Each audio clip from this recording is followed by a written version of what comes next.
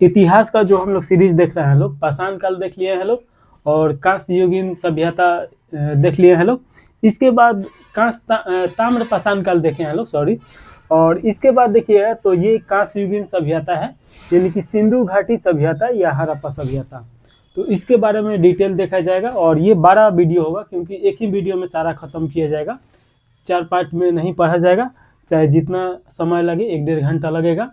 तो आराम से एक एक चीज़ करके देखिए, और एक एक चीज़ हम आपको क्लियर करा देंगे, इससे बाहर किसी भी एग्जाम में क्वेश्चन नहीं जाएगा। तो देखिएगा कि सिंधु घाटी सभ्यता, उसी को हड़प्पा सभ्यता बोला जाता है। तो सबसे पहले तो इसका विस्तार देखना है। तो सबसे पहले आपको याद रखना है कि जो सिंधु घाटी सभ्यता था या हड़प्पा सभ्यता था, वो 3 देशों में फैला था। तो कितने देश में फैला था? 3 देश में। 3 देश कौन? तो एक तो भारत हो जाएगा, उसके बाद पाकिस्तान हो जाएगा, और पाकिस्तान के बाद आपका अफगानिस्तान हो जाएगा, अफगानिस्तान। तो ये याद रखिएगा कितने देशों में फैला था? तो 3 देश में। ये आपका भारत का मैप है, यहाँ पे पाकिस्तान पड़ेगा और यहाँ पे अफगानिस्तान पड़ेगा। तो ये तीनों देश में इसका विस्तार हुआ था। अब यहाँ पे देखिएगा कि कोई भी चीज़ देखा जाता है तो उसका डायरेक्शन देखा जाता है, कोई भी सभ्यता का या संस्कृति का, कि वो कहाँ पे फैला हुआ था। तो देखिएगा कि आपका उत्तर में अगर जाइएगा तो उत्तर में आपका हो जाएगा मांदा, और ये जो मांदा जगह है ये चेनाब नदी के तट पे बसा हुआ था, जम्मू कश्मीर में। तो ये आप याद रखिएगा। आपसे क्वेश्चन पूछ सकता है कि हड़प्पा सभ्यता का उत्तरी सीमा कौन सा था, तो आपका मांदा हो जाएगा, जो कि चेनाब नदी के तट पे बसा हुआ था, जम्मू कश्मीर में। उत्तर से अगर दक्षिण आया जाए तो सबसे दक्षिणी सीमा कौन सा हो जाएगा? तो दाइमाबाद हो जाएगा। और दाइमाबाद कहाँ पे पड़ता है? तो ये आपका महाराष्ट्र राज्य है, तो ये महाराष्ट्र में था। तो उत्तरी सीमा आपका मांदा, जो जम्मू कश्मीर में चेनाब नदी के, और दक्षिणी सीमा देखिएगा तो आपका दाइमाबाद हो जाएगा। और ये किस नदी के तट पे था? तो प्रवरा नदी आपका ऑप्शन में देगा। अगर ऑप्शन में प्रवरा नहीं देगा तो गोदावरी देगा, क्योंकि ये गोदावरी का ही सहायक नदी है। तो इसीलिए कभी कभी प्रवरा नदी नहीं देता है, आपका गोदावरी नदी दे देता है, लेकिन ज़्यादा चांस होगा कि प्रवरा नदी ही होगा। तो दक्षिणी इसका सीमा था तो दाइमाबाद था, जो महाराष्ट्र में पड़ेगा, और प्रवरा नदी के तट पे बसा हुआ था। उसी प्रकार अगर देखा जाए कि इसका पूर्वी सीमा कौन था, तो पूर्वी सीमा आपका आलमगीरपुर हो जाएगा, जो कि उत्तर प्रदेश में ये था, और हिडन नदी के तट पे बसा था। अब एक चीज समझिए कि हिडन नदी के तट पे ही सारे सभ्यता या कोई संस्कृति क्यों बसता है? किसी हिडन नदी नहीं, किसी न किसी नदी के तट पे ही बसता है। नदी पे तट पे बसने का कारण इसका बहुत सारा है। पहला कारण है कि कोई भी समाज हो या मनुष्य हो बिना पानी के जीवित नहीं रह सकता है, तो उसको आसानी से पानी उपलब्ध हो जाता है। साथ में देखिएगा कि नदी के आसपास का जो क्षेत्र होता है वो फर्टाइल होता है, ज़्यादा उपजाऊ होता है और जगह के तुलना में, तो वहाँ से आसानी से कृषि भी किया जा सकता है। उसके बाद देखिएगा कि उसके आसपास का जितना भूमि होगा वो पेड़ पौधे से भरा होगा, तो आसानी से आपका कोई भी सब्जी हो गया या कुछ भी हो गया वहाँ से हो सकता है।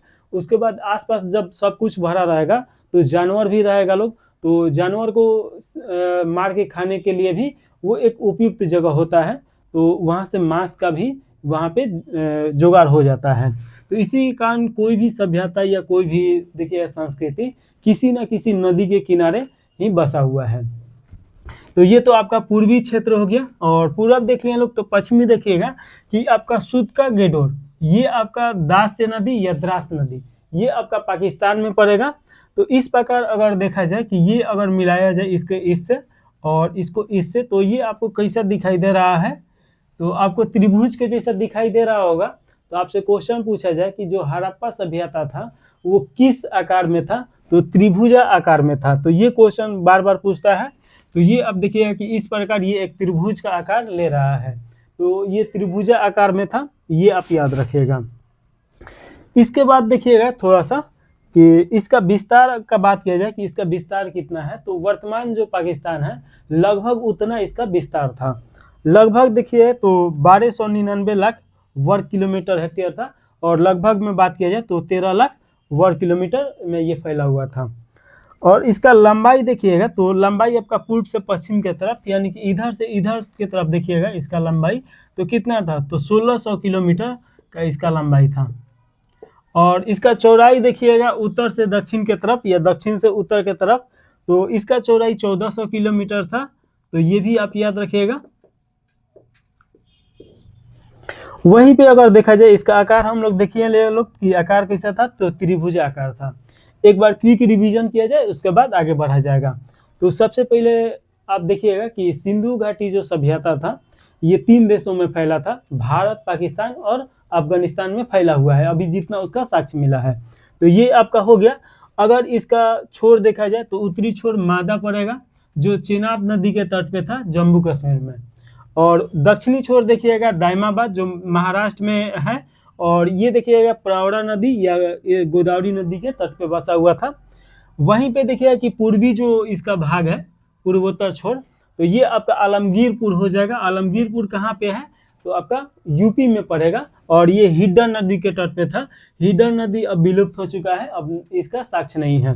उसके बाद देखिएगा सूतका गिडोर, ये आपका पश्चिमी छोर हो जाएगा जो दास या द्रास नदी के तट पे था, ये पाकिस्तान में पड़ेगा। अगर हम लोग इसका देखा जाए कि ये किस आकार में था, जैसे कि भारत का आकार पूछता है तो भारत चौहदी है और चतुर्भुज है, और ये देखिएगा कि ये त्रिभुज आकार में था।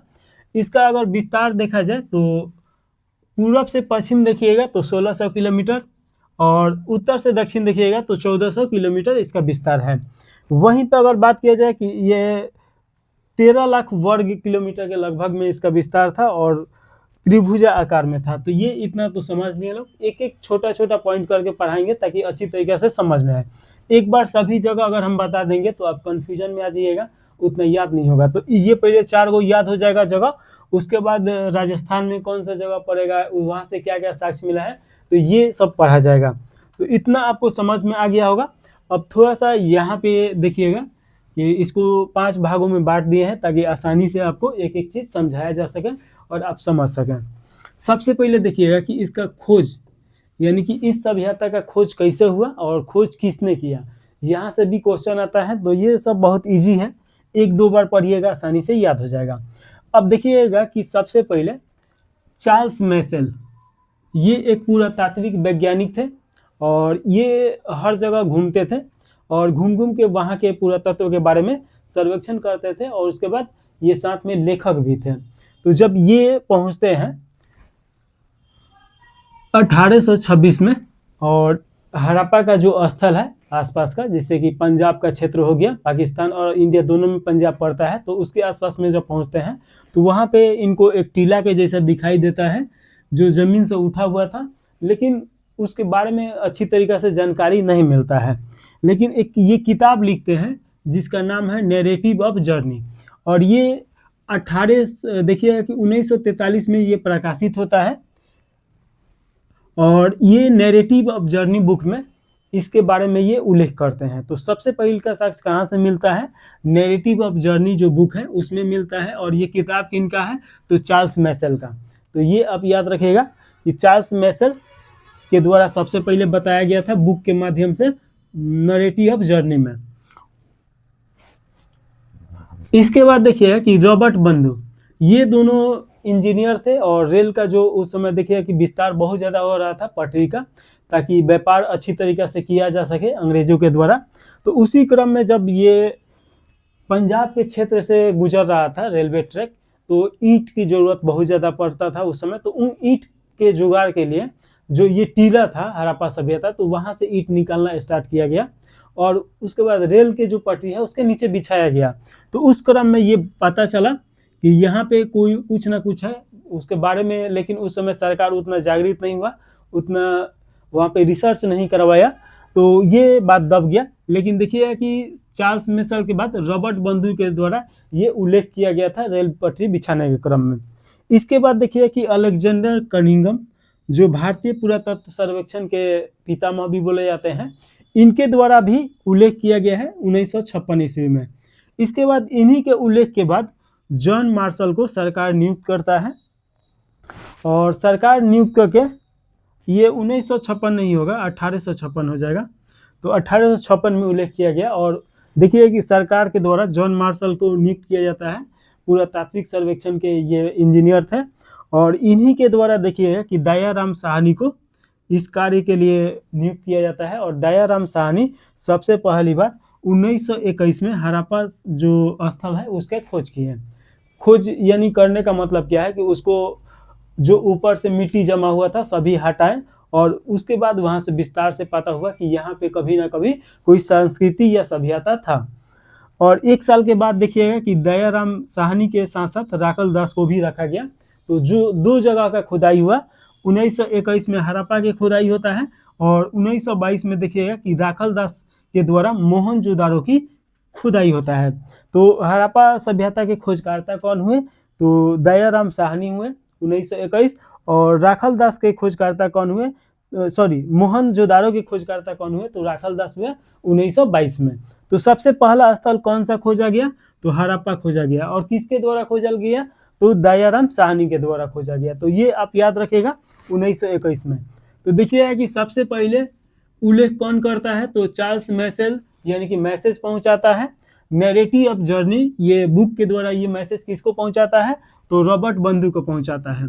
और रॉबर्ट बंधु देखिए कि रेलवे पटरी के बिछाने के क्रम में इन लोगों को मिलता है, और ये अलेक्जेंडर कनिंघम के पास ये मैसेज पहुंचता है। अलेक्जेंडर कनिंघम भी इसके बारे में उतना अच्छे तरीका से उल्लेख नहीं करता है, लेकिन देखिए कि सरकार के द्वारा नियुक्त किया जाता है जॉन मार्शल को। और जॉन मार्शल 2 व्यक्तियों को रखता है, एक राखल दास बनर्जी, दयाराम साहनी, और एक राखल दास बनर्जी।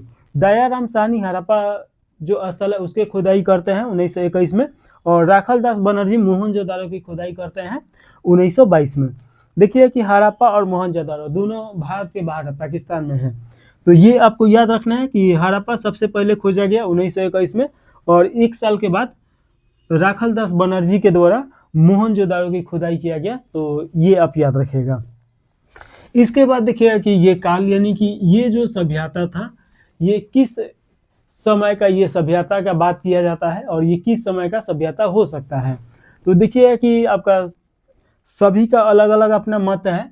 जॉन मार्शल के द्वारा बताया गया कि 3250 ईसा पूर्व से लेके 2750 ईसा पूर्व तक ये सभ्यता रहा। तो देखिएगा कि यहाँ पे 250 और यहाँ 250, यानी कि 500 सालों तक ये सभ्यता यहाँ पे रहता है। और कहाँ पे रहता है? तो ये जो क्षेत्र है सिंधु नदी के किनारे, और उसका जो ब्रांच है, यानी ब्रांच नदी, यानी कि जो उसका सहायक नदी है उसके किनारे ये बसता है। तो ये जॉन मार्शल के द्वारा 3250 बीसी से लेकर 2750 बीसी के बीच में रहा। वहीं पे देखिए कि डीपी अग्रवाल, ये भारत के पुरातत्व के सर्वेक्षण करता हुए ये बताते हैं कि 2300 बीसी से लेके 1750 बीसी तक रहा। तो ये आप याद रखिएगा कि ये आपका 2300 बीसी से लेके 1750 बीसी तक बताते हैं, यानी ईसा पूर्व। इसके बाद देखिए सबसे ज़्यादा जहाँ पे क्वेश्चन पूछा जाता है और जो सबसे सटीक बताता है कार्बन डेटिंग। कार्बन डेटिंग क्या होता है कि किसी भी, देखिए हर जो तत्व है उसमें कार्बन का मात्रा रहता है, और उसी के कार्बन की मात्रा के आधार पे उसका डेट बताया जाता है काल, कि वो वस्तु किस समय का था। तो ये C14 जो है कार्बन डेटिंग के तरीका, ये वैज्ञानिक तरीका है, तो वैज्ञानिक आधार पे ही करेक्ट माना जाता है। तो इसके आधार पे देखिए कि 2500 ईसा पूर्व से लेके 1750 ईसा पूर्व तक ये सभ्यता बसा हुआ था, और इसके बाद ये विलुप्त हो जाता है। तो ये तीनों याद रखना है, लेकिन सबसे ज़्यादा इम्पोर्टेंट आपका ये हो जाएगा। इसमें देखिएगा कि सबसे ज़्यादा इम्पोर्टेंट ये जॉन मार्शल और उसके बाद चार्ल्स मैसल, ये हो जाएगा। तो इसके बाद देखिएगा कि अब हम लोग उद्भव या इसका उत्पत्ति देखेंगे कि कोई भी सभ्यता आखिर उसका उद्भव कैसे हुआ, उत्पत्ति कैसे हुआ, कहाँ से व्यक्ति वो वहाँ से चल के आया था लोग, और कौन था लोग। तो यहाँ पे 2 मत आपको देखने को मिलता है। एक आपका विदेशी मत देखने को मिलता है, यानी कि विदेशी मत में ये माना जाता है कि जो सुमेर का सभ्यता था, सुमेरियन सभ्यता, वहीं से ही कुछ व्यक्ति आता है लोग, कुछ उसमें का लड़ाई झगड़ा हुआ होगा या कोई भी कारण हुआ होगा, और वहां से चल के यहाँ पहुंचता है लोग, और यहाँ पे एक सभ्यता बसाता है लोग। तो इसमें देखिएगा कि सुमेर सभ्यता यानी विदेशी मत में आपका जॉन मार्शल, डीपी कोसाम्बी और व्हीलर और जॉन चाइल्ड, ये 4 वैज्ञानिक का नाम याद रखिएगा। जॉन मार्शल भारतीय थे, डीबी कोसाम्बी, उसके बाद जॉन चाइल्ड और व्हीलर के द्वारा ये बताया गया ये जो सुमेर की सभ्यता था वहां से ये चल के आया था लोग। उसके बाद देखिए कि स्थानीय मत में जो इन लोगों का मत था कि ये आर्यन था लोग, यानी कि आर्य था लोग। और कहाँ था लोग, तो ईरान का जो क्षेत्र है वहां पे आर्य था लोग, और वहीं से चल के आता है लोग, और आर्यन यहाँ पे एक सभ्यता का विकास करता है लोग। और देसी मत में देखिए कि टी.एन. रामचंद्र, उसके बाद कुशालकर, उसके बाद लक्ष्मण स्वरूप। तो आर्यन था लोग इन लोगों के मत के अनुसार। तो ये देखिए कि टी.एन. रामचंद्र, कुशालकर और लक्ष्मण स्वरूप, तो ये तीनों को याद रखना है। तो दो एक विदेशी मत है, एक स्थानीय मत है। विदेशी मत मतलब सुमेरियन सभ्यता से कुछ व्यक्ति आके यहाँ पे बसता है लोग, और देसी मत मतलब कि आर्यन ही था लोग, और वहीं पे जाके वो बसता है लोग। इसके बाद देखिए कि इन लोगों का विशेषता क्या था। तो देखिए कि ये नगरीय सभ्यता था। नगरीय यानी कि शहरी सभ्यता था। ये शहर में व्यापार करता था लोग, शहर में बसा हुआ सभ्यता था। उसके बाद ये शांति प्रिय सभ्यता था। यहाँ पे देखिए कि युद्ध का साक्ष्य नहीं मिला है। तो युद्ध का साक्ष्य नहीं मिला है, इसीलिए इसे बोला जाता है कि ये शांति प्रिय सभ्यता था। कोई भी युद्ध का वहाँ पे साक्ष्य नहीं मिला है। इसके बाद देखिए कि ये कांस्य युगीन सभ्यता था। तो देखिए कि पाषाण काल के बाद कांसा का खोज होता है, और यहाँ पे देखिएगा कि कांस का बहुत ज्यादा उपयोग मिलता है। कांसा कैसे बनता है, तो टीन और तांबा को मिला के बनाया जाता है। और यहाँ से देखिएगा कि जैसे अगर सिर्फ तांबा का उपयोग किया जाए तो वो उतनी कठोर धातु नहीं बन पाता है, लेकिन उसमें टीन मिला दिया जाए तो वो बहुत अच्छा धातु बन जाता है, कठोर। और देखिए कि कांसा का यहाँ से बहुत सारा चीज मिला है। यहाँ तक कि देखिए कि एक डांसिंग नृतक मिली है, वो भी कांसा का ही है। त्रिभंगा स्वरूप में कुछ मिला है। मेटल का जितना सामान मिला है सब लगभग कांसा का मिला है। तो इसीलिए कांसा का उपयोग होने के कारण इसे कांस्य युगीन सभ्यता नाम दिया गया, और इसे कांस्य युगीन सभ्यता बोला जाता है। इसके बाद देखिए कि ये आदि ऐतिहासिक सभ्यता था। आदि ऐतिहासिक, जब हम आपको इतिहास का पहला चैप्टर पढ़ा रहे थे उसमें हम आपको समझाए थे कि इतिहास को 3 भागों में बांटा गया है। एक आपका आदि ऐतिहासिक हो जाएगा, एक ऐतिहासिक हो जाएगा, और एक देखिएगा कि आपका, तो आदि ऐतिहासिक का मतलब क्या होता है कि आदि ऐतिहासिक का मतलब कि यहाँ पे लिखित सभ्यता मिला है लेकिन उसके पढ़ा नहीं गया है, तो उसे आदि ऐतिहासिक बोला जाता है। और ऐतिहासिक का मतलब क्या होता है कि जिसका लिखित मिला हो और उसे पढ़ा भी गया हो। जैसे कि आपका इसके बाद वैदिक सभ्यता पढ़ेंगे तो वो सभ्यता हो जाएगा। तो आदि ऐतिहासिक सभ्यता का मतलब क्या होगा कि लिखित साक्ष्य तो मिला है, उसे पढ़ा नहीं गया है। तो ये आप याद रखेगा। इसके बाद ये व्यापारिक सभ्यता था। व्यापारिक सभ्यता यानी कि व्यापार करने का साक्ष्य मिला है। ये अपने देश में भी स्थानीय स्तर पर व्यापार तो करता ही लोग था, लोग विदेश में भी व्यापार करता था लोग। इसके समकालीन सभ्यता जो है मेसोपोटामिया के सभ्यता, चीन के सभ्यता, सुमेरियन का सभ्यता, तो वहां से व्यापार का साक्ष्य मिला है, वहां का सिक्का मिला है, और यहाँ का जो मुद्रा था वहां पे भी मिला है। तो इस प्रकार ये पता चल जाता है यहाँ का जो वस्तु वहां पे मिला है चीन के सभ्यता में, मेसोपोटामिया के सभ्यता में। तो यानी कि ये स्थानीय व्यापार के साथ साथ अंतर्राष्ट्रीय स्तर पे भी व्यापार करता था लोग, इसीलिए ये व्यापारिक सभ्यता में इसे रखा गया है। ये गणतंत्रात्मक सभ्यता था। गणतंत्रात्मक सभ्यता का मतलब क्या होता है कि आम व्यक्तियों के द्वारा अपने जो राजा होते हैं उनको चुना जाता है। देखिए 2 चीज होता है, एक राजतंत्र होता है, राजतंत्र, और एक होता है गणतंत्र। गणतंत्र को ही लोकतंत्र के नाम से जाना जाता है। राजतंत्र में क्या होता है कि राजा का जो बेटा होगा वही फिर से राजा बनेगा। गणतंत्र में क्या होता है कि जैसे कि प्रधानमंत्री है, तो प्रधानमंत्री के बेटा तो प्रधानमंत्री नहीं बनेगा, कोई भी व्यक्ति बन सकता है जो उसमें उतना टैलेंट होगा। तो इसे बोला जाता है गणतंत्र या लोकतंत्र बोला जाता है, यानी कि लोगों के द्वारा चुना जाता है। इसे राजतंत्र बोला जाता है, यानी कि राजा का बेटा ही राजा बनेगा। तो ये गणतंत्रात्मक सत्ता यहाँ पे मिलता है, यानी कि लोगों के द्वारा वहाँ के स्थानीय नेता को चुना जाता होगा। इसके बाद देखिए कि मातृत्व समाज मिलता है। मातृसत्तात्मक समाज यानी कि किसी स्त्री के हाथ में उस समाज का सत्ता हुआ करता था, तो ये वहाँ पे मिला है। तो ये तो हम लोग देख लिए लोग इसका विशेषता। अब इसके बाद देखिएगा कि नामकरण। इसका नामकरण हड़प्पा क्यों पड़ा, इसका क्या कारण है। तो देखिए कि यहाँ पे हम लोग पढ़ रहे थे लोग कि सबसे पहली बार जो खोजा गया वो कौन सा जगह था, तो हड़प्पा ही था। तो सबसे पहले हड़प्पा खोजा गया, इसीलिए हड़प्पा नाम इसका दे दिया गया।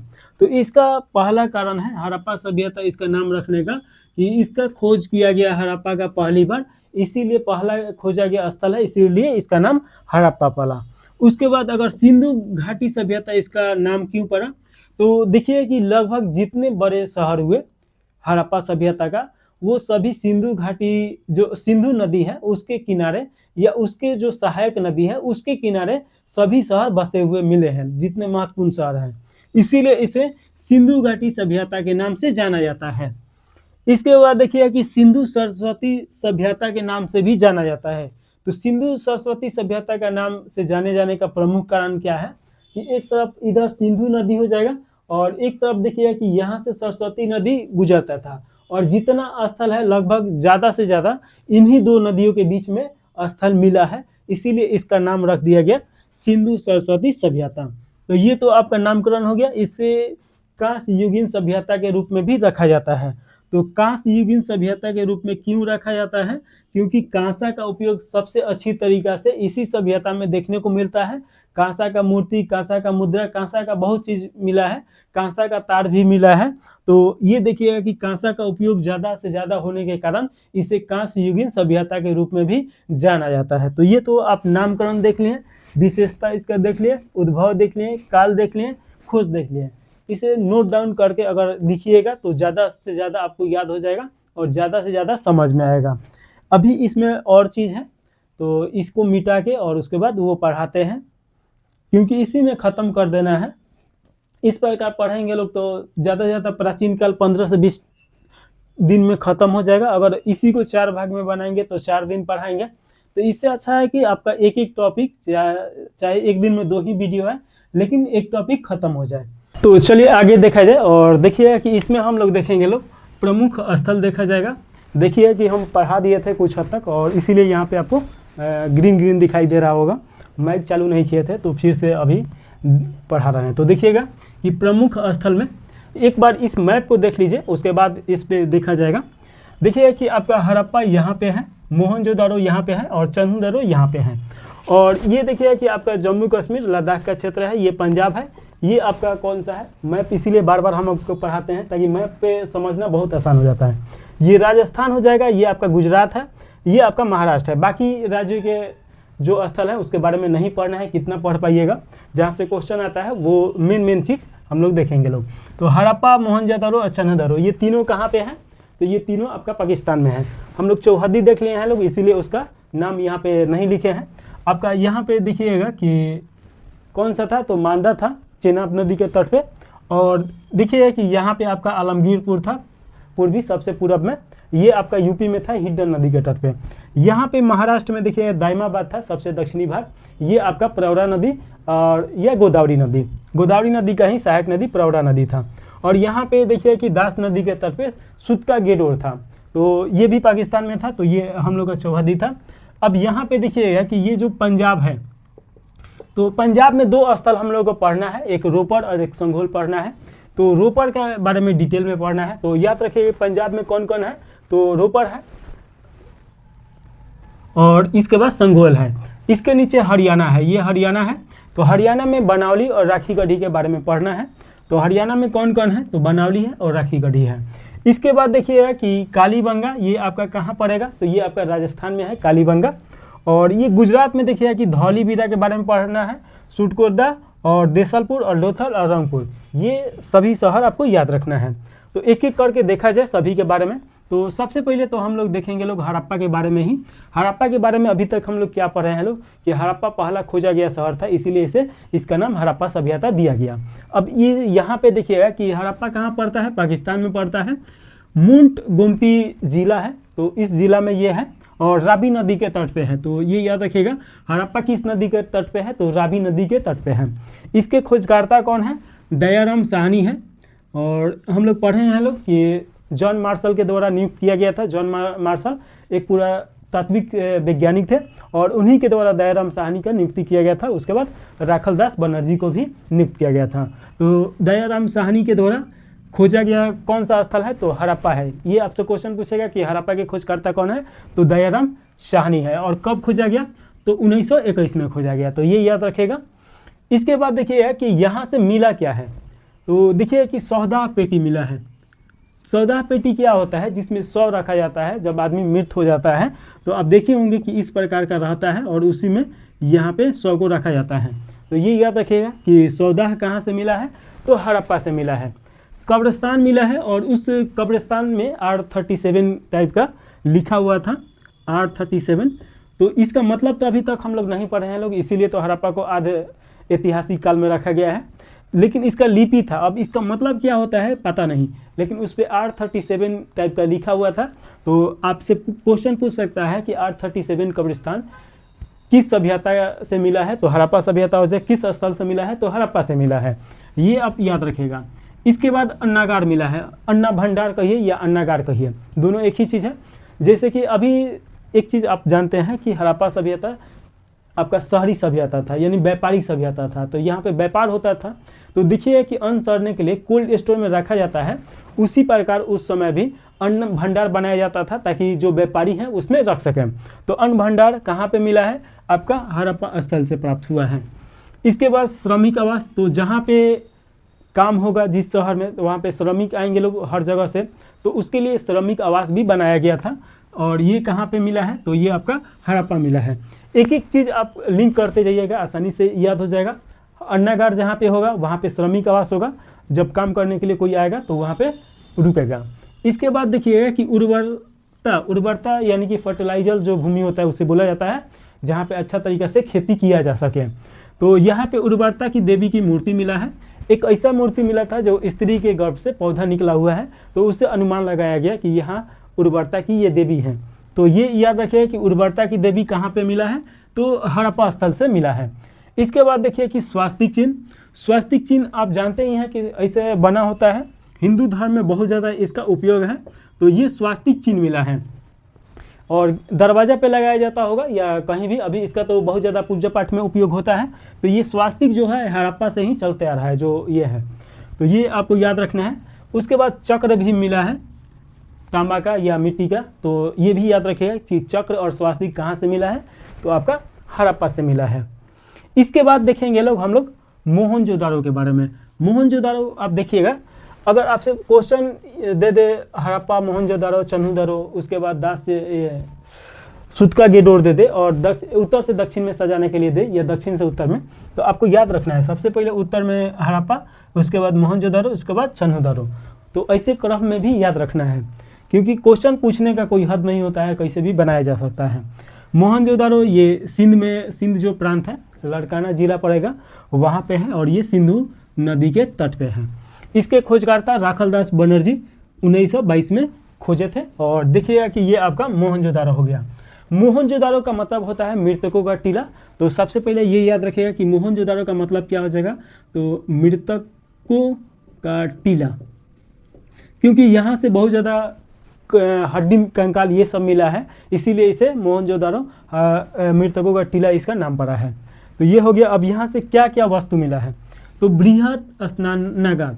अब यहाँ पे देखिए कि बृहत स्नानागार जो हड़प्पा सभ्यता का सबसे बड़ा कोई कलाकारी किया हुआ स्थल मिला है। तो ये आप याद रखेगा कि बृहत स्नानागार कहाँ से मिला है, तो मोहनजोदारो से मिला है। तो स्नान कीजिएगा तो उसके बाद किसका पूजा कीजिएगा, तो मातृ देवी की मूर्ति यहाँ पे मिला है। ये याद रखेगा कि मातृ देवी की मूर्ति, मातृ देवी यानी कि जो मातृभूमि के पूजा किया जाता है उसका मूर्ति मिला है। नर्तकी का मूर्ति मिला है त्रिभंगा स्टाइल में। तो जो नर्तकी का मूर्ति मिला त्रिभंगा स्टाइल का मतलब क्या होगा कि देखिए छोटा जो बच्चा होता है लोग, एक हाथ ऐसे सर पे ले जाता है लोग और एक हाथ ऐसे कमर पे ले जाता है लोग, उसके बाद डांस करता है लोग, उसी को त्रिभंगा बोला जाता है। तो ये आप याद रखेगा। और ये जो था ये कांसा का मूर्ति से बना हुआ है, मतलब कांसा का मेटल से बना हुआ है ये मूर्ति, तो ये आप याद रखेगा।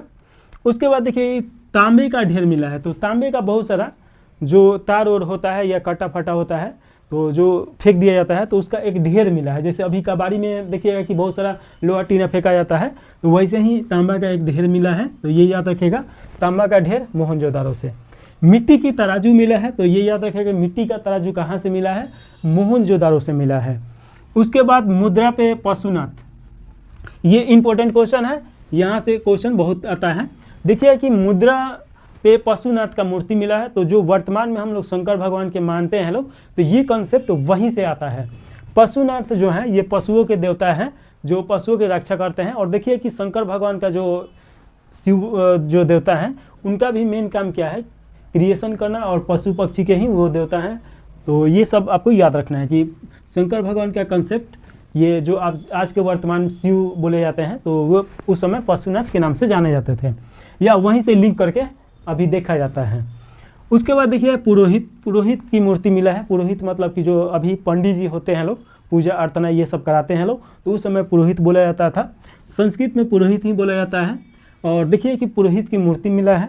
उसके बाद कुंभगारों के 6 भट्टे मिले हैं। कुंभगार यानी कि कभी आप देखे होंगे मिट्टी से जो बनाया जाता है खिलौना, तो वो कुंभगार ही बनाते हैं लोग। तो उन लोगों का 6 भट्टा मिला है। और ये कहाँ से मिला है, तो मोहनजोदारो से मिला है। सूती कपड़ा का साक्ष्य मिला है मोहनजोदारो से। गीली मिट्टी के दिए मिले हैं। तो देखिएगा कि अभी भी पूजा अर्चना होता है, तो गीली मिट्टी से दिया बना के और पूजा अर्चना किया जाता है। तो उस समय भी गीली मिट्टी से दिया बना के पूजा अर्चना किया जाता होगा। तो गीली मिट्टी का दिया कहाँ से मिला है, मोहनजोदारो से मिला है। एक सींग वाला गेंडा मिला है। तो ये याद रखिएगा कि एक सींग वाला गेंडा कहाँ से मिला है, तो ये मोहनजोदारो से मिला है। एक सींग गेंडा ये पशु मिला है, तो ये याद रखिएगा। सबसे बड़ा ईंट भी मोहनजोदारो से मिला है। और हाथी का सर या दांत, सर और दांत दोनों मिला है यहाँ से, तो ये आपको याद रखना है। तो इतना चीज़ मोहनजोदारो से। बृहत स्नानागार, मातृ देवी की मूर्ति, नर्तकी जो कांच की बनी हुई है, तांबे का ढेर, मिट्टी की तराजू, मुद्रा पे पशुनाथ का अंकित पुरोहित की मूर्ति, कुंभगारों के 6 भट्टे मिले हैं। सूती कपड़ा का साक्ष्य मिला है। गिल्ली मिट्टी के दिए मिले हैं। एक सींग वाला पशु मिला है। सबसे बड़ी ईंट, हाथी का सर और दांत मिला है। वो कपाल देता है, तो कपाल सर को ही बोला जाता है। तो ये आपको इतना याद करना है मोहनजोदारो से। और 14 पेटिका कब्रिस्तान, और अन्ना भंडार, श्रमिक आवास, उर्वरता की देवी, उसके बाद स्वास्तिक चक्री, ये सब। तो ये तो आसान है कि 14 जहाँ जब होगा तो कब्रिस्तान भी होगा, जब 100 है तो कब्र में उसको ले जाने के लिए होगा।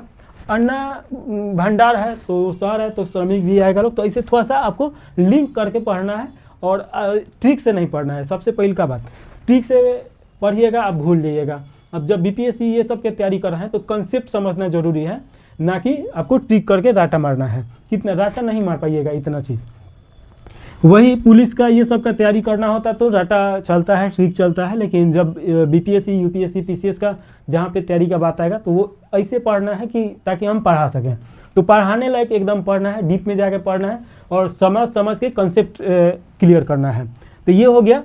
इसके बाद हम लोग देखेंगे चन्हू-दरो। ये सिंध में पड़ेगा, और सिंधु नदी के ये तट पे था। चन्हू-दरो आप देखिएगा कि यहाँ पे है, तो ये आप याद रखिएगा। और सिंधु नदी के तट पे इसके खोजकर्ता कौन है, तो अर्नेस्ट मैक है। तो ये याद रखना है कि जो चन्हू-दरो के खोजकर्ता अर्नेस्ट मैक है। और देखिए कि यहाँ से क्या मिला है, तो अलंकृत हाथी मिला है। शादी ब्याह में देखे होंगे जब हाथी जाता होगा तो उसको सजा के ले जाया जाता है, तो वैसे ही यहाँ पे अलंकृत हाथी। वक्राकार ईंट मिला है। तो आप कभी ना कभी पाया हुआ में देखे होंगे कि ईंट तो ऐसे होता है, लेकिन कभी कभी देखिएगा कि ईंट को ऐसे भी वक्राकार में भी बनाया जाता है। तो यहाँ से वक्राकार ईंट मिला है। उसके बाद देखिएगा कि कंघा मिला है, लिपस्टिक मिला है, काजल मिला है, पाउडर मिला है। तो यहाँ से समझना है चन्हू-दरो से जितना कोई स्त्री है लोग, जितने सजने समझने के लिए जो काम में आता है, लिपस्टिक, कंघा, तराजू, आईना, पाउडर, ये सब यहाँ से मिला है। बिल्ली का पीछा करते हुए एक कुत्ते का साक्ष्य, उसका पंजा का साक्ष्य मिला है। तो ये इंपॉर्टेंट क्वेश्चन है इसमें का। सबसे आपसे क्वेश्चन ये पूछा जा चुका है पूछा जा चुका है कि बिल्ली का पीछा करते हुए कुत्ते का साक्ष्य कहाँ से मिला है।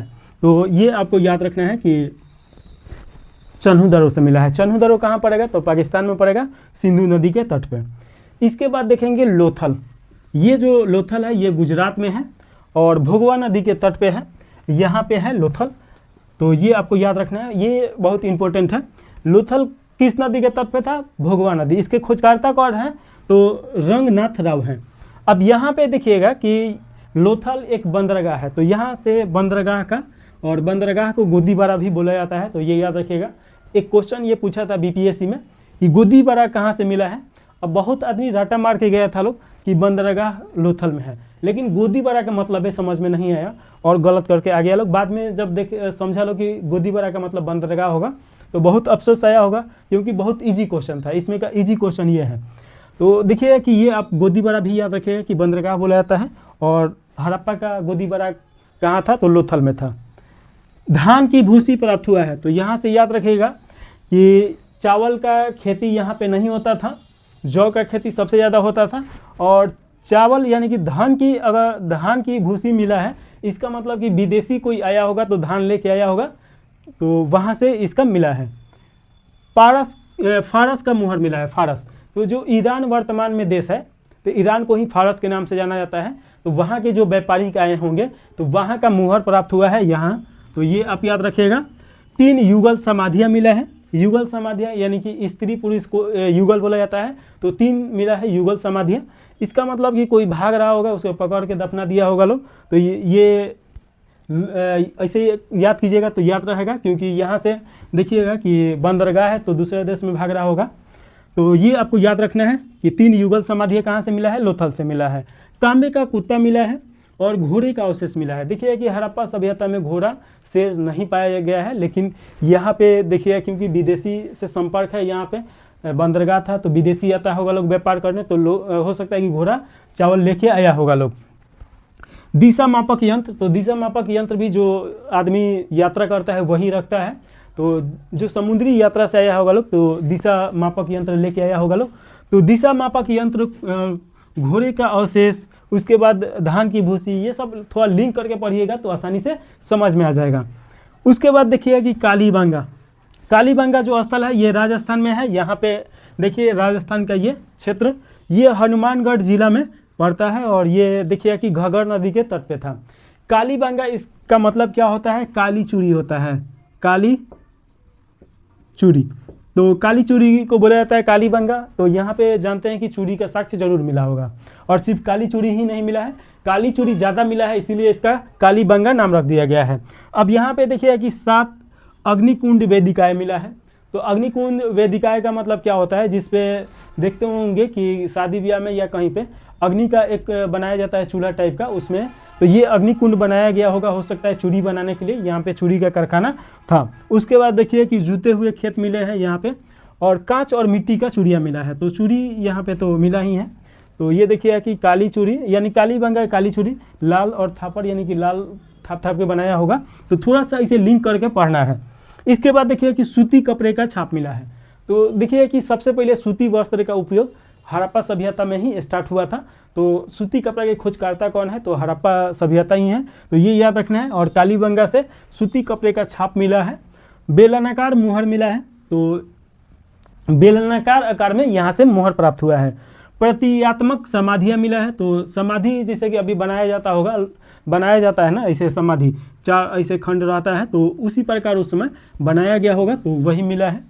मिट्टी के खिलौना मिला है। तो मिट्टी का खिलौना यहाँ से भी प्राप्त हुआ है।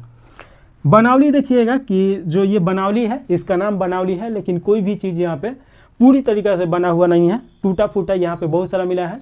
नाली जो यहाँ पे हड़प्पा सभ्यता में था, अभी इसके बारे में हम और विस्तार में समझेंगे लोग, अभी तो एक बार और लिखना पड़ेगा, उसके बाद ये ख़त्म होगा, तो वहाँ पे समझ में आएगा कि जो नाली जैसे शहर हुआ करता था तो नाली बना हुआ था, तो यहाँ से टूटा फूटा सब मिला है। तो ये याद रखना है कि बनावली हिसार डिस्ट्रिक्ट कहाँ पड़ेगा, तो हरियाणा में पड़ेगा। सरस्वती नदी के ये तट पे था, ये आपका हरियाणा रहा। और देखिए कि R.N. बिस्ट के द्वारा ये खोजा गया है। यहाँ से टेराकोटा मिला है, यानी कि मिट्टी का खिलौना मिला है। टेराकोटा मतलब होता है मिट्टी का खिलौना। जौ मिला है, तांबे की भंडार मिला है, सोना मिला है, नीलमणि मिला है, तो ये सब मिला है। पत्थर का वहाँ पे आभूषण भी मिला है, तो ये याद रखिएगा। राखी गढ़ी, ये भी हिसार डिस्ट्रिक्ट हरियाणा, ये भी घग्गर नदी के तट पे है। अब यहाँ पे देखिए कि इसके खोजकर्ता है अमरनाथ घोष या अमरेंद्रनाथ घोष, उन्हीं को बोला जाता है। और यहाँ पे देखिए सबसे बड़ा ये भारत में स्थल है। तो आपसे क्वेश्चन पूछा जाएगा कि पूरे हड़प्पा सभ्यता में सबसे बड़ा स्थल कौन सा है, तो आपको बताना है राखी गढ़ी, और ये हिसार डिस्ट्रिक्ट में पड़ेगा। और अमरेंद्रनाथ घोष के द्वारा खोजा गया था घग्गर नदी के तट पे, तो ये आपको याद रखना है। और ताम्र उपकरण मिला है, यानी कि तांबा से बनाया हुआ उपकरण यहाँ से प्राप्त हुआ है। इसके बाद देखिए कि सूर्यकोटदा, ये आपका कच्छ में पड़ेगा जो गुजरात है, तो ये आपका सुदकोटा हो गया। और देखिए सुदकोटा का जो ये है यहाँ पे होगा, तो सुदकोटा भी ये छोटा सा बंदरगाह हुआ करता था, लोथल के सपोर्ट के लिए बनाया गया होगा, तो ये आपको थोड़ा सा याद रखना है। सरस्वती नदी के तट पे, और यहाँ पे देखिएगा कि तराजू, कलश, घोड़े की अस्थियाँ ये सब प्राप्त हुआ है। तो तराजू प्राप्त हुआ है, कलश, सौदा भी यहाँ से मिला है, और घोड़े की अस्थियाँ यहाँ से प्राप्त हुआ है। तो एक चीज़ समझिए कि सुरकोटदा भी क्या है, जैसे कि आपका लोथल बंदरगाह है, ये भी बंदरगाह है, लेकिन उससे छोटा बंदरगाह है, उतना फेमस नहीं है। तो ये सुरकोटदा से घोड़े का अस्थि और लोथल से भी घोड़े का अस्थि मिला है। विशेष प्रकार के कब्र भी यहाँ पे मिले हैं, तो ये भी आपको याद रखना है। इसके बाद देखिए कि धौलीवीरा, ये भी आपका कहाँ पड़ेगा, गुजरात में पड़ेगा, अहमदाबाद में। तो धौलीवीरा कहिए या धौलीगिरा कहिए, धौलावीरा, तो ये याद रखिएगा कि धौलावीरा गुजरात में है, अहमदाबाद में। जेपी जोशी के द्वारा खोजा गया है। और यहाँ पे देखिएगा कि नगर 3 भागों में बटा हुआ था। पूरे हड़प्पा सभ्यता का जितना शहर है 2 भागों में बटा होता था। एक भाग ऊंची शहर बोला जाता था, एक निचली शहर, जिसमें ऊंचली जो शहर होता था उसमें धनी व्यक्ति रहता था लोग, और निचली शहर में कामगार रहता था लोग, ये व्यापारी रहता होगा लोग। तो ये देखिएगा कि लेकिन यहाँ पे आपको जो मिलेगा धौलावीरा में 3 भागों में शहर मिलेगा, तो ये आपको याद रखना है। एकमात्र हड़प्पा सभ्यता खेल का मैदान मिला है, तो खेल का मैदान भी एकमात्र जो हड़प्पा सभ्यता में मिला है वो कहाँ से मिला है, तो धौलीवीरा से मिला है। तो ये आप याद रखिएगा, ये आपका दोनों जो है ये इंपॉर्टेंट है। इसके बाद देखिए कि रंगपुर ये अहमदाबाद हो जाएगा, और भादर नदी के तट पे था। तो रंगपुर कहाँ पे है, अहमदाबाद में है, और किस नदी के तट पे, तो भादर नदी। लोथल किस नदी के तट पे है, तो भोगवा नदी। S.N. राव के द्वारा ये खोजा गया है, तो याद रखिएगा S.N. राव। धान की भूसी प्राप्त हुआ है, ज्वार और बाजरा प्राप्त हुआ है। तो धान की भूसी, ज्वार, बाजरा ये सब प्राप्त हुआ है यहाँ से। रोपर देखिएगा, रोपर आपका पंजाब में पड़ेगा, ये आपका पंजाब रहा, और यहाँ पे रोपर है। यहाँ रोपर देखिएगा कि आपका सतलज नदी के तट पे है, और यज्ञदत्त शर्मा के द्वारा खोजा गया स्थल है ये। और तांबे की कुल्हाड़ी प्राप्त हुआ है, तो तांबे की कुल्हाड़ी कहाँ से प्राप्त हुआ है, तो रोपर से प्राप्त हुआ है, तो ये याद रखिएगा। अब यहाँ पे हम लोग देखेंगे लोग जो एग्जाम पॉइंट से संबंधित है, यानी कि एग्जाम में सबसे ज़्यादा यह क्वेश्चन पूछा जाता है, जितना इम्पोर्टेंट होता है एग्जाम पॉइंट करके हम पढ़ाते हैं ताकि आसानी हो आपको। अब एक चीज़ समझिए कि आपसे क्वेश्चन पूछेगा कि सबसे बड़ा नगर हड़प्पा सभ्यता का, सबसे बड़ा नगर हड़प्पा सभ्यता का कौन था, तो एक तो पूरे हड़प्पा सभ्यता हो जाएगा। तो पूरे हड़प्पा सभ्यता में देखिएगा कि आपका राखीगढ़ी जो है ये सबसे बड़ा है, और राखीगढ़ी किस राज्य में है, तो ये आपका देखिएगा कि हरियाणा में पड़ेगा। तो ये आप याद रखिएगा, हरियाणा यहाँ पे है। राखीगढ़ी पूरे हड़प्पा सभ्यता में सबसे बड़ा स्थल है क्षेत्रफल के हिसाब से। वहीं पे अगर भारत के बाहर देखा जाए कि भारत के बाहर सबसे बड़ा स्थल कौन सा है, तो आपका मोहनजोदारो हो जाएगा। और मोहनजोदारो का मतलब जानते ही हैं, मृतकों का टीला होता है। इसके बाद देखिए कि सबसे ज़्यादा खोजा गया स्थल, तो गुजरात राज्य में सबसे ज़्यादा स्थल खोजा गया है आज़ादी के बाद, तो ये आप याद रखिएगा। नगर कैसा था, तो नगर थोड़ा सा समझते हैं, ये आपका समझने वाला क्वेश्चन है। नगर ग्रिड पद्धति में था। अब एक चीज़ समझिए कि जैसे कि हम लोग का मान लीजिए कि ये एक मेन रोड है, ठीक है, ये आपका मेन रोड है। अब आगे जाके चौहदी पे ये काट रहा है, फिर यहाँ से जो था ऐसे, फिर यहाँ से एक रोड निकलता था, और ये आगे जाके कहीं पे काटता होगा, फिर ऐसे मुड़ गया यहाँ पे, फिर ऐसे चलता था, और फिर बीच में ऐसे एक रास्ता, मान लीजिए कि रोड एक दूसरे को काट रहा है लोग। अब जो शहर था ऐसे ही ग्रिड पद्धति में बनाया गया था। इसका महत्व क्या है, तो एक चीज़ समझिए कि यहाँ पे अगर ये रोड है तो यहाँ पे घर हुआ करता था। अब घर का जो मेन दरवाज़ा है, मेन दरवाज़ा पीछे खुलता था, मेन दरवाज़ा पीछे खुलता था। अभी भी कहीं कहीं पे गांव में जाइएगा तो जो मेन दरवाज़ा है पीछे एक गली होता था 3-4 मीटर का या 2-3 मीटर का, और ये एक मेन रास्ता होता था। तो इधर एक खिड़की हुआ करता था या छोटा छोटा दरवाज़ा, लेकिन मेन दरवाज़ा घर के पीछे खुलता था। अब ग्रिड पद्धति ऐसे था, तो यहाँ पे नाली हुआ करता था, हर घर में एक कुआं हुआ करता था, स्नानागार हुआ करता था, और उस स्नानागार से लिंक करके मेन जो चौराहा हुआ करता था वहाँ पे एक नाली होता था, और ये नाली जाके हर कुछ मीटर के बाद 12 मीटर 13 मीटर के बाद एक छननी टाइप का ऐसे बनाया जाता था, जिसमें जो कूड़ा करकट होता था वो ऊपर रह जाता था, पानी उस नाले के अंदर चला जाता था। ऐसे क्या होता था कि जब नाला का जो पानी है नदी या किसी नहर में जाकर मिलता था, उससे पहले वह स्वच्छ हुआ करता था। तो आज के जो हम लोग का शहर देखिएगा इतना शुद्ध, इतना तरीका से नहीं बनाया गया है जितना उस समय बनाया गया था। और जो ये नाली हुआ करता था उसके ऊपर लकड़ी का पटरा टाइप का या ईटा से उसको नाली को तोपा जाता था, यानी कि उस पर प्लास्टर कर दिया, अभी प्लास्टर कर दिया जाता है वैसे ही उसे ढक दिया जाता था। और नाली का हमेशा इसका मतलब कि हमेशा जांच पड़ताल होता होगा, उसको साफ सफाई किया जाता होगा। तो इस प्रकार में ये आपका पूछेगा कि नगर योजना कैसा था, तो ग्रिड पद्धति में था। इसके बाद देखिए कि जो ईंट हुआ करता था, ईंट का अनुपात कितना होगा। तो एक तो आपको समझना है कि ईंट उस समय का पक्की ईंट हुआ करता था। अब इसी से समझिए कि ये 5000 BC यानी कि 5000 साल पहले का ये नगर है। और अभी से 100 वर्ष पहले या 200 वर्ष ज़्यादा से ज़्यादा जब रेल पटरी लाइन बिछाया जा रहा था तो उसमें से ईंटा निकाल के उस रेल पटरी के नीचे बिछाया गया। तो इसका मतलब कि ये ईंटा कितना उत्कृष्ट किस्म का होगा। अभी तो जो ईंटा बन रहा है 100 साल भी टिक जाए तो वो ज़्यादा से ज़्यादा हो जाएगा, 50-60 साल ज़्यादा से ज़्यादा टिक रहा है या 100 साल ज़्यादा से ज़्यादा, लेकिन वो 5000 साल तक ईंटा सड़ा नहीं था, इसी के कारण रेल पटरी के नीचे लगाया गया। तो वो ईंटा कितना अच्छा तरीका से बनाया गया होगा। और ईंट का जो साइज़ था आपका 4:2 और 1:1, जैसे कि ईंट ऐसे होता है,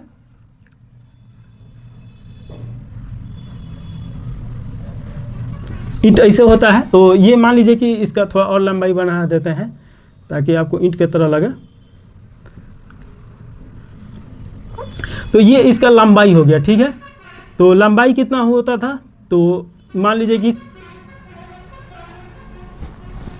4 इंच का लंबाई है, तो इसका जो ऊंचाई है वो 2 और इसका मोटाई जो है वो 1 इंच। तो इस अगर बदलेंगे लोग तो इस अनुपात में हुआ करता था, 4:2:1 के अनुपात में। तो ये आपको याद रखना है। अभी जो ईंट देखिएगा तो वो आपको समझ में आ जाएगा, एक लंबाई होता है और फिर एक उसका ऊंचाई होता है, एक उसका चौड़ाई होता है। इसके बाद देखिएगा कि दरवाज़ा घर के पीछे खुलता था, लेकिन अपवाद लोथल है। लोथल एक शहरी था और बंदरगाह था और वहाँ विदेशी व्यापारी आता होगा लोग। तो यहाँ का दरवाज़ा जो है ये आपका शहर के मेन दरवाज़ा शहर के किनारे ही खुलता था, शहर के साइड में। नगर 2 खंडों में विभाजित था, लेकिन अपवाद में देखिएगा कि धौलावीरा 3 खंडों में विभाजित था। जैसे कि नगर जो हुआ करता था एक ऊंचली नगर हुआ करता था और इसमें ज़्यादा चांस है कि धनी व्यक्ति रहता होगा लोग। एक नीचे वाला नगर था जहाँ पे व्यापारी या कोई आम आदमी रहता होगा लोग, तो ऐसा अनुमान लगाया जाता है। तो यहाँ तक तो हम लोग देखे हैं लोग। अभी इसमें और है तो इसको मिटा के उसके बाद वो लिख के पढ़ाते हैं। तो चलिए आगे देखा जाए। तो देखिएगा कि जो इसमें इम्पोर्टेंट है सिंधु सभ्यता का परिचय और किससे परिचय नहीं था लोग। उसके बाद इसका पतन यानी कि सिंधु सभ्यता ख़त्म कैसे होता है, डिस्ट्रॉय कैसे होता है। और उसके बाद विदेशी व्यापार जहाँ से करता था लोग, ये सब इसमें देख लिया जाए। तो देखिए कि 4 प्रजातियाँ सिंधु घाटी सभ्यता में मिलता है लोग। प्रजाति का मतलब क्या होता है कि जैसे कि देखिए कि एक पूरा उसका पीढ़ी है, घर पूरे उसके घर में जितने परिवार हैं सभी का घुंघराला बाल है। किसी का देखिए कि उन लोगों का चेहरा जो है थोड़ा सा पीला टाइप का है, और देखिए कि किसी का नाक जो है पूरे घर का ही उन लोगों का चपटा टाइप का है, किसी का बड़ा नाक है। तो ये प्रजाति होता है, जिसे प्रजाति के आधार पर उसका कुछ ना कुछ डिफरेंट आ जाता है और जेनेटिक होता है। तो देखिए कि ऐसे 13-14 प्रजाति पूरा वर्ल्ड में मिलता है लोग। तो इसमें देखिए कि सिंधु सभ्यता में 4 प्रजाति का अभी तक साक्ष्य मिला है। एक आपका भूमध्य सागरीय प्रजाति, और एक प्रोटो ऑस्ट्रेलियाई प्रजाति, और एक अल्पाइन, और एक मंगोलियाड। तो ये 4 प्रजाति आपको मिलेगा।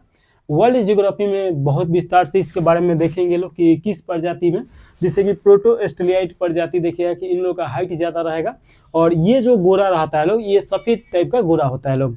और वहीं पे देखिएगा कि आपका ब्रिटेन वाला जो गोरा होता है लोग वो पीला टाइप का होता है लोग। और भारत में जो गोरा होता है लोग ये कुछ अलग होता है। तो कुछ ना कुछ कलर में भी डिफरेंट होता है। उसके बाद नाक देखिएगा तो नाक भी अलग अलग रहता है, हाइट भी अलग रहेगा, तो थोड़ा बहुत तो डिफरेंट रहता है। तो ये देखिए कि ये 4 प्रजाति भूमध्य सागरीय, प्रोटो ऑस्ट्रेलियाइड, अल्पाइन और मंगोलियाड, ये आपका 4 प्रजाति याद रखिएगा। चन्हू में दुर्ग नहीं मिला है। तो ये आपको याद रखना है कि जो चन्हू स्थल है वहाँ पे दुर्ग अभी तक उसका साक्ष्य नहीं मिला है। दुर्ग का मतलब क्या है कि जैसे कि चारों तरफ से ऊंचाई पे एक किलाबंदी कर दिया जाता था ताकि बाहरी कोई जानवर ना आए, उससे सुरक्षा के लिए। और उसके बाद देखिएगा कि स्त्री पुरुष दोनों आभूषण पहनता था लोग, तो ये आपको ध्यान देने वाला बात है। अभी देखिएगा कि पुरुष तो पहनता है लोग लेकिन उतना नहीं पहनता है लोग, आपको बहुत कम मिलेगा लोग। लेकिन उस समय पुरुष और स्त्री दोनों आभूषण पहनता था लोग, उसमें कोई भिन्नता नहीं था। आज अगर कोई पुरुष कानबाली नाक में का ये पहन ले तो उसको समाज एक्सेप्ट नहीं करेगा, लेकिन उस समय क्या था कि सभी बराबर था लोग, तो दोनों का दोनों आभूषण ये सब पहनता था लोग। अब रामायण देखिएगा तो वहां से ये आपको देखने को मिलेगा कि उस समय का सभी व्यक्ति आभूषण पहनता था, स्त्री हो या पुरुष हो। हड़प्पाइन लिपि अगर देखिएगा तो जिससे कि हम लोग का हिंदी का लिपि है 52, वैसे इन लोगों का लिपि जो है ये 64 मूल लिपि यानी कि चिन्ह हुआ करता था, तो 64 लिपि में मूल में बांटा गया है। और लिपि जो होता था चित्रात्मक होता था यानी पिक्टोग्राफी, तो चित्र बना के उसको समझाया जाता था। और देखिए कि ये दाईं से बाईं इसका लिखावट था, तो ये भी हम लोग को याद रखना है कि ये किस प्रकार था, तो दाईं से बाईं था। विश्व की सबसे पुरानी अगर लिपि का बात किया जाए पूरे वर्ल्ड में तो किलाक्षर लिपि आता है जो सुमेर की सभ्यता में था। तो ये याद रखिएगा कि सुमेरियन लिपि कभी कभी बोला जाता है बोलचाल के भाषा में, तो सुमेरियन लिपि को ही किलाक्षर लिपि बोला जाता है। लिपि मतलब कि जो हम लोग लिखावट करते हैं लोग, जिसे आप इंग्लिश में लिखिएगा तो उसे रोमन लिपि में बोला जाता है। हिंदी को किस में बोला जाता है ये आप बताइए। अब देखिए कि सूती और ऊनी दोनों वस्त्र यहाँ पे था। तो देखिए कि पूरी अगर देखा जाए कि भारतीय इतिहास में सबसे पहले सूती कपड़ा का उपयोग आपको हड़प्पा सभ्यता में ही देखने को मिलता है और हड़प्पा सभ्यता का ही देन है। तो सूती और ऊनी दोनों वस्त्र यहाँ पे होता था। अगर जानकारी का बात किया जाए कि इन लोगों को क्या क्या जानकारी था, तो गणित का जानकारी था, धातु का जानकारी था, तो उसके बाद निर्माण कार्य का जानकारी था, बिल्डिंग ये सब बनाया जाता था तो निर्माण जो निर्माण कला है तो वो भी जानकारी था। मापतौल भी था, तो आप देखिए व्यापारिक ये सभ्यता है तो मापतौल तो रहेगा ही रहेगा। साथ में देखिए कि मापतौल प्रणाली था। उसके बाद ग्रह नक्षत्र ये भी उस समय था, जो हम लोग अभी देखते हैं लोग कि ये मिथुन ग्रह है, वृषभ ग्रह है, तो उस समय विग्रह और नक्षत्र समाज में था। उसके बाद देखिए कि मौसम विज्ञान की उन लोगों को जानकारी थी, तो मौसम विज्ञान तंत्र का भी ये उपयोग करता था लोग, तो मौसम विज्ञान का भी जानकारी हुआ करता था। इसके बाद देखिए कि मोहनजोदारो का जनतंत्रात्मक ये सत्ता माना गया है, और ये किसके द्वारा बताया गया है, तो हंटर के अनुसार ये जनतंत्रात्मक था, यानी कि जनता के द्वारा यहाँ पे सत्ता चुना जाता था। उसके बाद देखिए कि पूजा अगर देखिएगा तो ईश्वर में विश्वास करता था लोग। सबसे ज्यादा वृक्ष पेड़ पौधा प्राकृतिक का यानी पूजा किया जाता था, तो ईश्वर वृक्ष पशु का भी पूजा होता था, प्राकृतिक का पूजा होता था और लिंग का। और लिंग में देखिए कि स्त्रीलिंग और पुल्लिंग दोनों का पूजा का साक्ष्य मिला है। अभी देखिएगा कि सिर्फ पुल्लिंग का ही पूजा होता है, यानी कि शंकर भगवान का जो लिंग है उसी का पूजा होता है। अपवाद छोड़ दिए जाए, कर्नाटक में एक स्त्रीलिंग का मिलता है, बाकी सभी जगह पुल्लिंग का ही होता है। बलि प्रथा का साक्ष्य मिला है, तो बलि प्रथा शुरू से ही चलते आ रहा है, पशु का बलि देना अपने जो इष्ट देव हैं या जो भी देवी देवता हैं उनको खुश करने के लिए। पुनः जन्म में यहाँ पे विश्वास देखने को मिलता है, यानी कि इन लोगों का मानना था कि पुनः जन्म होता है। इसीलिए देखिए कि जहाँ पे भी कब्र मिला है साथ में थाली मिला है, उसके बाद जो वो लोग खाता था लोग वो वस्तु वहाँ पे रखा जाता था। आज भी देखिएगा कि जो आदमी को जमीन के अंदर दफनाया जाता है तो उसके साथ में बहुत चीज रखा जाता है, और मृत्यु होने के बाद जो काम क्रिया होता है उसमें भी दिया जाता है। तो ये विश्वास शुरू से ही चलते आ रहा है। इसके बाद अगर बात किया जाए तो एक उन्नत जल प्रबंधन तंत्र था, यानी कि जल का जो निकासी था, वर्षा का हो या सामान्य जल का, उसके लिए भी एक नाली बनाया गया था। हम लोग इसके पहले समझे भी थे लोग कि ग्रिड पद्धति में होता था, और ये जैसे कि मान लीजिए कि ये अगर सड़क है तो इसके किनारे एक नाली हुआ करता था, और हर 10-12 मीटर पे एक ढक्कन हुआ करता था, और इसको ईंट से ऊपर से जुड़ाइया कर दिया जाता था ताकि उसमें कूड़ा करकट ना जाए, और हर 10 मीटर के बाद उसमें छननी होता था, जो पानी आता था उसमें छना के फिर जाता था, और जो चौहद्दी होता था मेन, तो उस ब्रांच में जाकर वो सभी पानी गिरता था और वहां से नली या नाला में जाता था। तो उत्कृष्ट तरीका का यहाँ पे जल प्रबंधन देखने को मिलता है, जो कि आधुनिक जो पूरा विश्व है वहां पे भी ऐसे तरीका नहीं देखने को मिलता है। तो ये तो हो गया। अभी भी देखिए कि अपने आसपास में तो ऐसा तरीका आपको जल प्रबंधन का नहीं मिलेगा। और देखिएगा कि यहाँ पे सभी जो जल तंत्र है ये आपका पक्की ईंट होता था, उससे उसको ऊपर से चुनवा दिया जाता था। लेकिन एक धौलावीरा जो स्थल है जो गुजरात में है, यहाँ पे लकड़ी का उसका ढक्कन मिला है, यानी कि ऊपर का जो है लकड़ी का बनाया गया था। मेसोपोटामिया के लोग सिंधु सभ्यता के लोग को मेलुहा के नाम से जानता था लोग। तो ये क्वेश्चन पूछा जा चुका है बीपीएससी में कि मेलुहा किसे बोला जाता था मेसोपोटामिया के द्वारा, तो ये मेसोपोटामिया के लोगों के द्वारा, तो ये आपका सिंधु सभ्यता हो जाएगा। कुबर वाला जो पशु होता था ये सबसे पवित्र माना जाता था। तो आज भी देखिएगा कि कुबर वाला जो गाय आता है लोग गाँवों में, तो उसको सबसे पवित्र माना जाता है, सबसे पवित्र नहीं। और देखिए कि जो ये रहते हैं तो दान पुण्य करते हैं लोग, तो ये कुबर वाला पशु यहाँ पे सबसे पवित्र माना जाता था। अगर हम आपसे बोले कि अच्छा चलिए ये देख लीजिए, सिंधु घाटी सभ्यता में परिचय वो किस किस से था लोग और किस किस से परिचित नहीं था लोग। तो देखिए कि जो परिचित था लोग पर्दा प्रथा से, आज भी देखिए कि पर्दा प्रथा चलता है। जो गांव के जो महिलाएं होते हैं लोग घूंघट डाल के रखता है लोग। उसके बाद एक मान्यता है कि कमाने का काम मर्द का और जो घर परिवार देखने का काम है स्त्री का काम है। तो पर्दा प्रथा वहाँ पे देखने को मिलता है। साथ में वेश्यावृत्ति देखने को मिलता है। तो देखिए कि वेश्यावृत्ति तो लगभग हर समाज में देखने को मिलता ही मिलता है।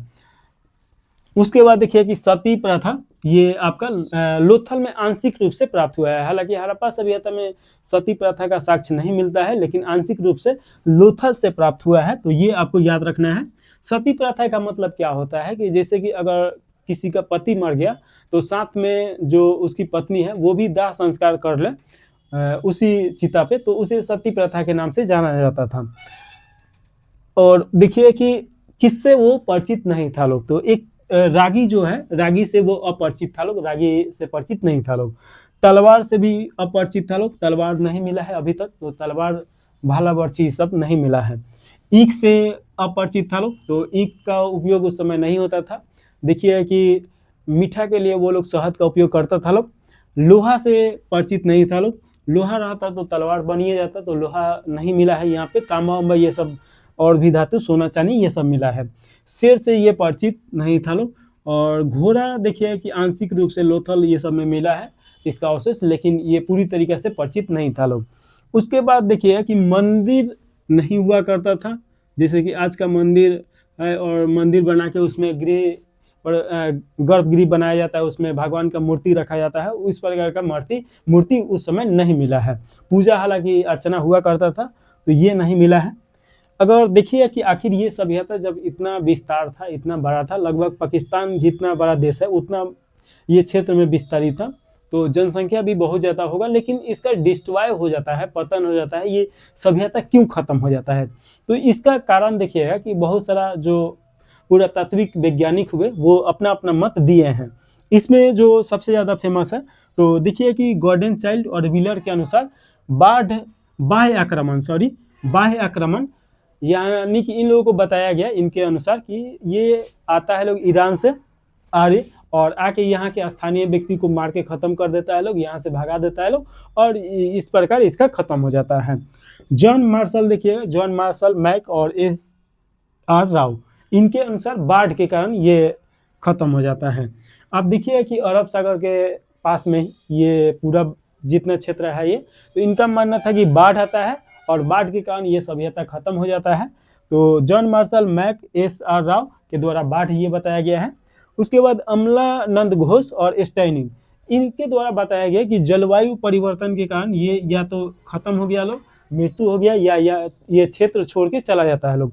इसका भी चांस बनता है, क्योंकि देखिए कि राजस्थान का थार क्षेत्र है, तो उसके आसपास में हो सकता है कि ऐसा जलवायु परिवर्तन आया हो, ज़्यादा गर्म हो गया हो मौसम, जिसके कारण वहाँ पे रहना कंफर्टेबल ना हो और ये छोड़ के जाना पड़ गया हो।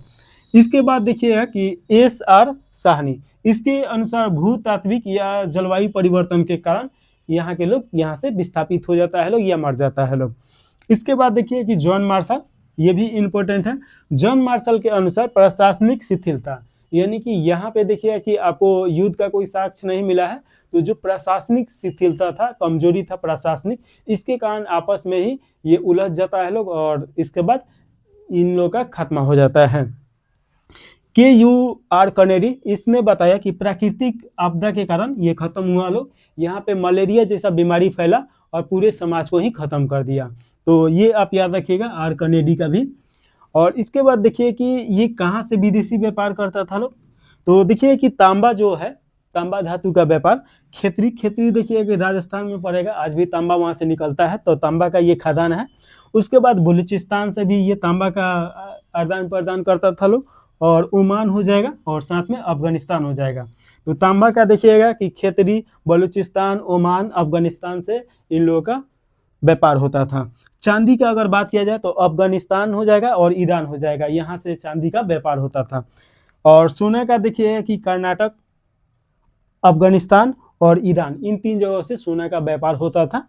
और उसके साथ में देखिए कि शीशा आपका ईरान से मनाया जाता था, तो ये जरूर याद रखिएगा, क्वेश्चन पूछा जा चुका है कि शीशा कहाँ से व्यापार किया जाता था, ईरान हो जाएगा।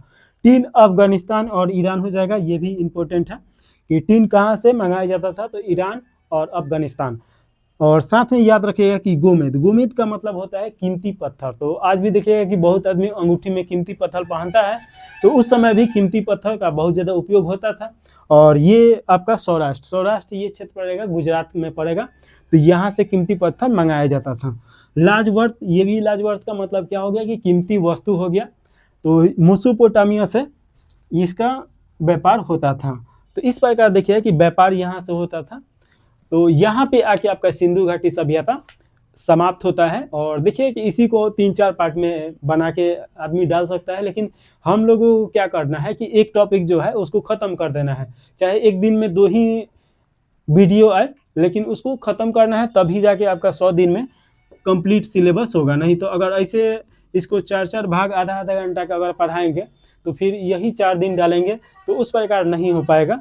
तो ज़्यादा से ज़्यादा समय लगेगा, लेकिन अगर BPSC पास करना है तो आपको समय तो देना ही होगा पढ़ाई पे। और भी कोई आपको समस्या है या कोई भी कुछ पूछना है तो आप ज़रूर कमेंट में करके पूछ सकते हैं, या सलाह भी दे सकते हैं कि और क्या बदलाव किया जा सकता है। साइंस थोड़ा सा हम देख रहे हैं कि उसको कैसे पढ़ाएं कि जल्दी से जल्दी ख़त्म हो जाए 50-60 दिन में। अगर ऐसे ही उठा के पढ़ाना स्टार्ट कर देंगे तो नहीं होगा, कोई ना कोई प्लान बनाना होगा ताकि जल्दी से जल्दी उसको और एक भी क्वेश्चन ना छूटे। एग्जाम भी निकालना जरूरी है, ये नहीं है कि कुछ छोड़ के पढ़ सकते हैं लोग, तो एकदम कंसेप्ट में जाके समझ के पढ़ना है, लेकिन थोड़ा सा समय देना पड़ेगा 2-3 दिन, तो उसके बाद सभी स्टार्ट हो जाएगा। 3 वीडियो आएगा जरूर। अभी थोड़ा काम भी है, तो चलिए इसको यहीं पे समाप्त कर दिया जाए। जय हिंद, जय भारत। चैनल को लाइक और सब्सक्राइब जरूर कर दीजिए।